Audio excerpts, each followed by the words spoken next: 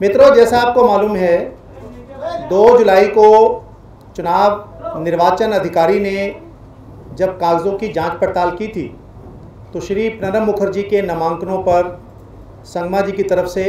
मैंने लिखित आपत्ति की थी। 3 जुलाई को चुनाव अधिकारी ने दोनों पक्षों की बहस सुनने के बाद हमारी आपत्ति खारिज की। शनिवार को 3 सदस्यीय प्रतिनिधि मंडल श्री सुब्रमण्यम स्वामी जी, श्री मेहताब जी और मैं, हम चुनाव आयोग से मिले थे और हमने मौखिक रूप से ओरली अपनी सबमिशंस उनके सामने रखी थी। उन्होंने बहुत ही ध्यान से हमारी बात सुनी और हमें इस बात की अनुमति दी कि हम इस संबंध में सारी अपनी सबमिशंस, आपत्तियां, ऑब्जेक्शंस इन राइटिंग लिखित रूप में सोमवार शाम 5 बजे तक दे दें। पहली बात आपकी जानकारी में लाना चाहता हूं, आज दोपहर लगभग 1 बजे के आसपास तीनों के हस्ताक्षरित जो प्रति आपको वितरित की गई है, the copy which has been distributed to you, it runs into total about 180 pages, all evidence, all documents put together. ये सब मिलाकर 180 पेज की याचिका 1:15 बजे के आसपास चुनाव आयोग में जमा करवा दी गई है। नंबर 2, जैसा स्वामी जी ने कहा, अभी जो इन्होंने धारा पढ़ी है, आप अगर एक बार फिर दोबारा ध्यान से पढ़ना चाहें मेरे साथ, क्योंकि बहुत सारे लोग हमसे ये पूछ रहे हैं कि चुनाव अधिकारी का ये कैसे अधिकार है कि हस्ताक्षर जाली हैं नहीं हैं। ये सेक्शन 5E है जो राष्ट्रपति और उपराष्ट्रपति चुनाव के अंतर्गत रिटर्निंग ऑफिसर का क्या कर्तव्य है इसके संबंध में ले डाउन करता है। आप अगर पढ़ें 5E 3 पेज पर, दी return on the date fixed for scrutiny of nomination under so and so shall be entitled, the returning officer shall, number 3, then examine the nomination papers and shall decide all objections, word is all objections which may be made to any nomination paper, and may either on such objection or on his own motion after such summary inquiry, if any, as he thinks fits,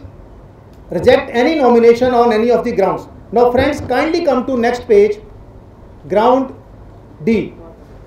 that the signature of the candidate, in this case the doubt is about the signature of the candidate on the resignation letter,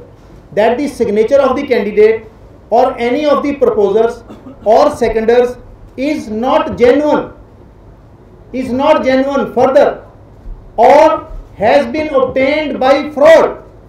तो जिन्होंने कानून बनाया 1952 में, उन्होंने ये clause add की है कि अगर रिटर्निंग ऑफिसर के सामने ये प्रश्न आता है कि किसी के हस्ताक्षर सही नहीं है, उचित नहीं है या फ्रॉड से लिए गए हैं, तो चुनाव अधिकारी जो भी इंक्वायरी ठीक समझेगा वो करके उस पर निर्णय लेगा। हमारी पहली आपत्ति यह है, जैसा स्वामी जी ने कहा, जब हमने 3 तारीख को उनसे ये कहा कि इस पर हस्ताक्षर सही नहीं है, ये लगता है पिछली तारीख में ऑब्टेन किए गए हैं, ये जो त्याग पत्र है ये बैक डेट में स्वीकार किया हुआ लगता है, ये एंटीडेटेड लगता है, मेनन साहब की अधिकार क्षेत्र में नहीं है कि उसको स्वीकार करें। ये सारे विषय चुनाव अधिकारी को निर्णय देना था,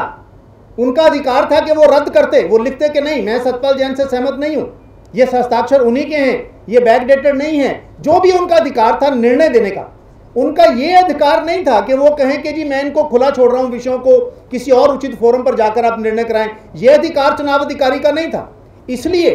हमने जो 324 में जो प्रश्न आप पूछ रहे थे, संविधान की धारा 324 article 324 of the constitution of India, ये चुनाव आयोग को राष्ट्रपति का चुनाव, उपराष्ट्रपति का चुनाव, संसद और विधानसभाओं के चुनाव, इन सभी चुनावों में ओवरऑल सुपरिंटेंडेंस की, डायरेक्शन की, कंट्रोल का अधिकार देता है। और इसी अधिकार का इस्तेमाल करते हुए 1980 में आपको याद होगा श्री हेमवती नंदन बहुगुणा श्रीमती इंदिरा गांधी को छोड़कर, कांग्रेस छोड़कर गए थे। उन्होंने गढ़वाल से निर्दलीय उम्मीदवार के तौर पर चुनाव लड़ा, पोलिंग हो गई थी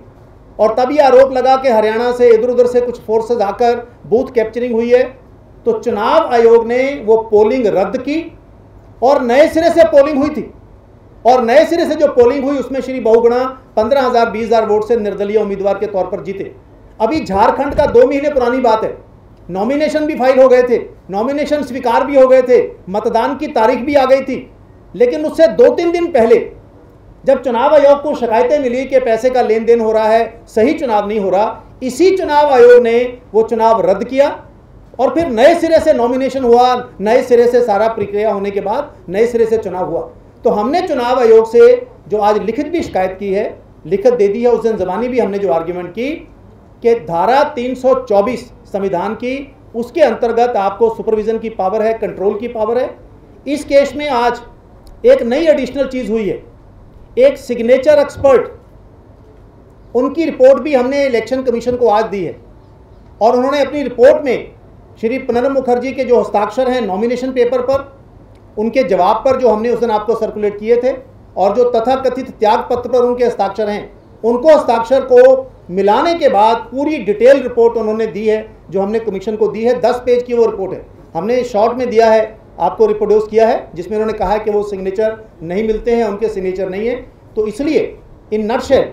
संक्षिप्त में मैं कहूँ, हमारी चुनाव आयोग से मांग ये है कि क्योंकि चुनाव अधिकारी अपना जो उनको अधिकार था, the jurisdiction that was vested in him, he has failed to exercise that. चुनाव आयोग दोबारा उनको आदेश दे कि वो नए सिरे से दोबारा इसकी स्क्रूटनी करें, जो जो आपत्तियां हमने की हैं उनमें जो भी उन्होंने निर्णय देना वन वे और दी अदर वो दें, और उसके बाद चुनाव आयोग जो भी ठीक समझे वो अपनी आगे की कार्रवाई करे। इतना ही मुझे आपसे निवेदन है। आप कुछ पूछना चाहें तो।